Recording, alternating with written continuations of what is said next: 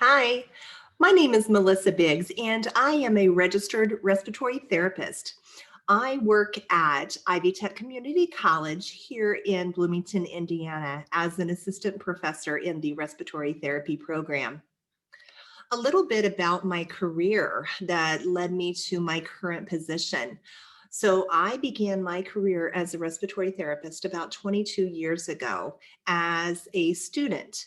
So, once you are past a certain point in your schooling, you can apply for a student license that allows you to work in a hospital with limited capabilities. So I applied for a student license and I got hired at the local hospital where I lived at the time. After I graduated from the program and became a licensed therapist, I was hired as a full-time therapist at that same hospital. This was a small to medium-sized hospital, and it was a cardiopulmonary department. So this allowed me to obtain a lot of great experiences in both of the inpatient care side of things and also the outpatient testing side, doing cardiac testing and pulmonary testing with patients. Eventually, I had heard of an opening for a lab instructor in the respiratory therapy program in which I had graduated from. I was hired as a lab instructor, and this was the start of my teaching career. I never thought that I wanted to be a teacher before, but doing this, sparked an interest in me. So I started off by teaching the hands-on lab component with the respiratory therapy students, and then it kind of snowballed into teaching lectures for different courses that are offered in the respiratory therapy program. In 2014, our family moved out of state to Florida. So therefore, I had to give up my teaching position and also a position that I had at a different hospital at the time. So once we were settling into our new surroundings in Florida, I kind of started doing some research, and I found a children's hospital in the area called Johns Hopkins All Children's Hospital.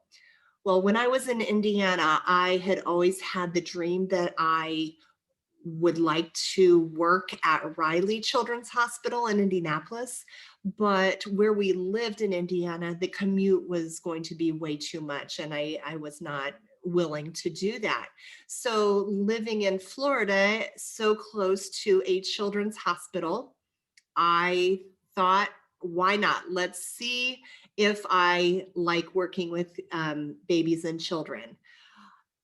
There's a lot of sadness in, in that area with babies and children. There can be a lot of sadness, but of course, there's a lot of happy things that come out of that as well. So I hired on at that hospital, and I fell in love with working with premature babies and all the way up to large or older children as well. So I did fall in love with it. After a few years at that hospital, I eventually became the respiratory therapy clinical educator. So as you can see in my career, I enjoy learning and I enjoy teaching. So this was a great fit for me.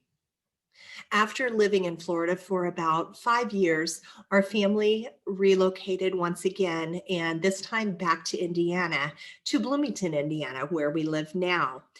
This is when I entered back into the teaching area. I found out that there was a respiratory therapy program in Bloomington, and all the stars aligned, and I was able to get a position as an assistant professor in the respiratory therapy program. I've had a lot of different experiences throughout my career as a respiratory therapist that has helped to shape me into the therapist that I am and the instructor that I am. And I do thoroughly enjoy learning and sharing knowledge. A question that is asked is, how did I become interested in this field? Well, I had originally thought that I wanted to be a nurse. Um, Basically because that's all I knew. There was doctors and there were nurses in the hospital. I didn't know a whole lot else. So I thought that I wanted to become a nurse. And so I was doing prerequisites for that. Well, my mother-in-law was a high school or was a teacher in a high school career exploration program.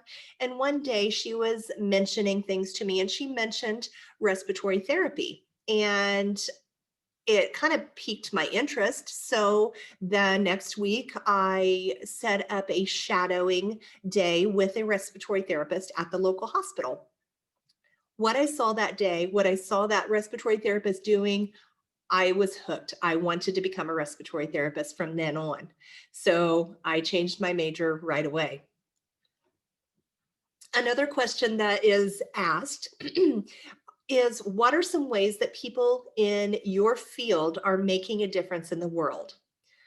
This is a hard question because I don't know that we are affecting the world so much as we're affecting individual lives by what we do as respiratory therapists. We do this in a couple of different ways. First, we advocate. We advocate for healthy lifestyles, healthy lifestyle choices such as not smoking, keeping your heart healthy. So by avoiding these things that are known to affect your breathing, people can enjoy life without diseases that cause these breathing difficulties. So we're affecting the quality of life by, advocating for these healthy lifestyles. Of course, it's not always going to sink in, and people will have heart disease and they will have lung disease for different reasons. So the other way that we affect people is that we help them. We're there when they're struggling to breathe. We're there in different ways. We can do simple administration of medication or administering oxygen to them to help their breathing. We can do therapies with them to help expand their lungs, so therefore they can get better oxygen down into their bloodstream. Or we can, we're there, with these advanced therapies, such as running a mechanical ventilator that breathes for the patient or assists the patient until they're well enough to breathe on their own again. So once again, I don't know that we are affecting the world as a whole, but we're affecting individual lives, and I am very proud of that.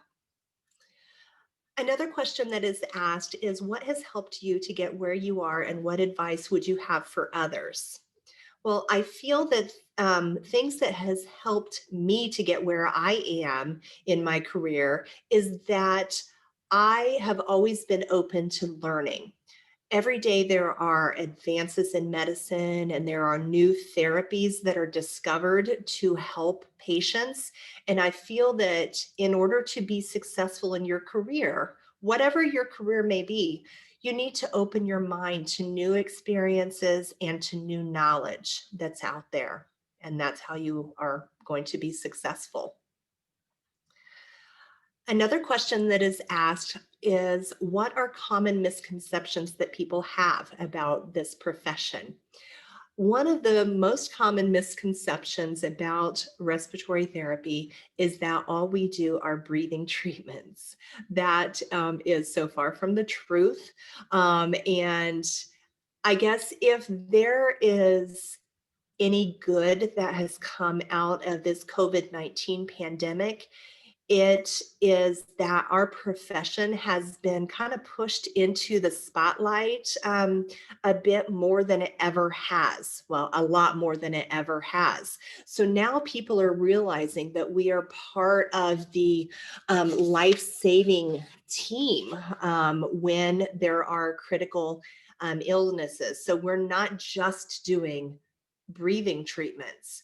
We do that and a whole lot more. So I do feel that that's a misconception. And I do feel that it has been reversed somewhat with this pandemic. The last question that's asked is, how has the field changed in the past 5 years, and what do you predict will happen in the next 5 to 10 years?